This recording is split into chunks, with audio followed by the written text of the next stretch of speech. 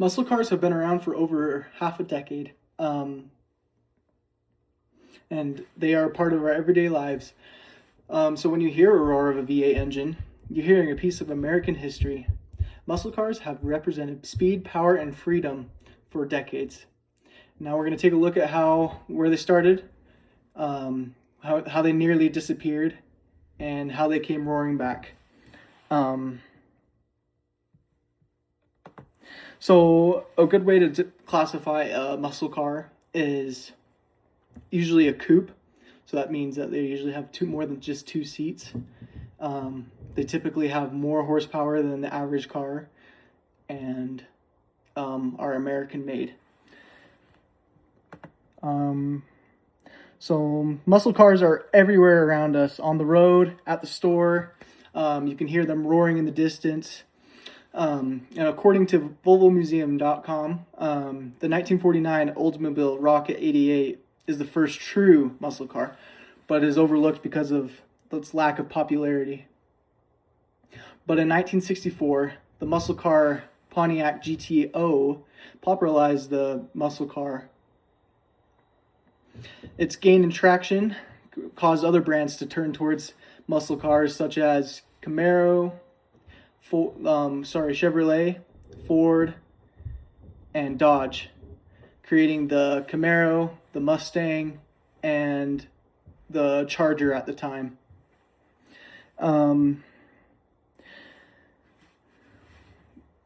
So each of these brands, they poured their resources. This is creating the big three of muscle cars in America. So the difference between the average car and a muscle car back in the 60s. So comparing the GTO, and this is according to General Motors, the GTO made 325 horsepower and had a 0 to 60 time of 7.7 seconds. Now, other cars during the time where it typically fell between 100 and 200 horsepower and had an average time of about 8 to 9 seconds comparatively. Now, in these cars, we have V8s. Usually, when you have more fuel economy, it's usually going to be an inline four or a V6, because they don't consume as much fuel.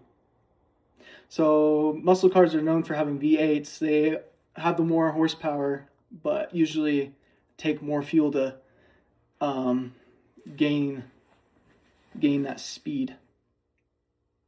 And my second point, moving on, is going into the 1970s.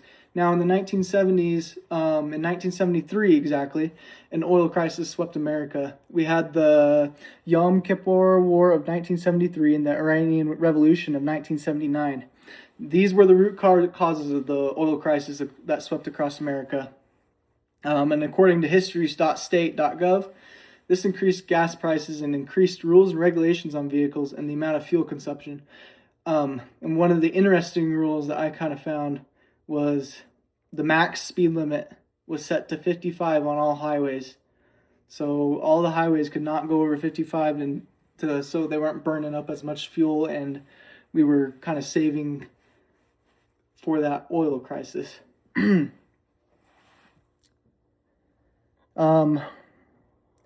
This affected companies in the way that they had to make their products. They had to make them more economical fuel in their fuel economy, so they weren't consuming as much fuel.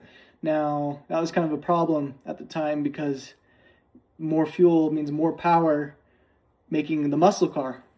But now you're taking away that, and now it's not what it was before.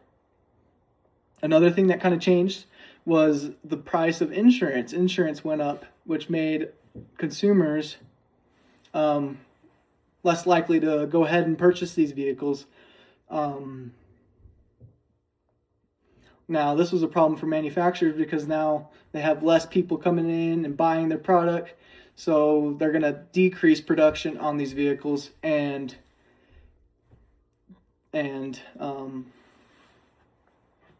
that's going to be fewer sales, and it's going to be demotivating the production of muscle cars.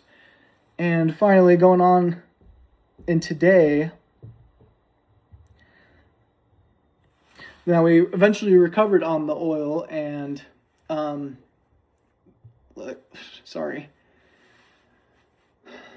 we eventually recovered and started production of these vehicles.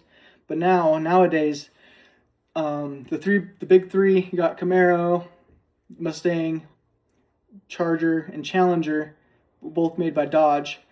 And now these three just keep going head to head, breaking new records, pushing each other to the limit, and we just keep getting faster and faster technology, better aerodynamics, but while still kind of holding that same pretty closely resembling body from the 60s. People can take these cars and add on to them. They can create their own kind of work of art. Just kind of the capabilities behind muscle cars is there's lots of parts you can put on them, and a bunch of customization that you can do to them to kind of make them your own ride. And in closing, in the 1960s, muscle cars started strong, gaining traction through the profile of having so much power, being a symbol of freedom, and just being loud. And just as fast as they started, they nearly died out because of the oil crisis that swept across America in the 1970s. But finally, today, they have came back, and now we have new advanced technology that was never thought possible when they first started. And just like that, from the GTO to the modern Challenger, muscle cars prove that the power never fades. It just roars back.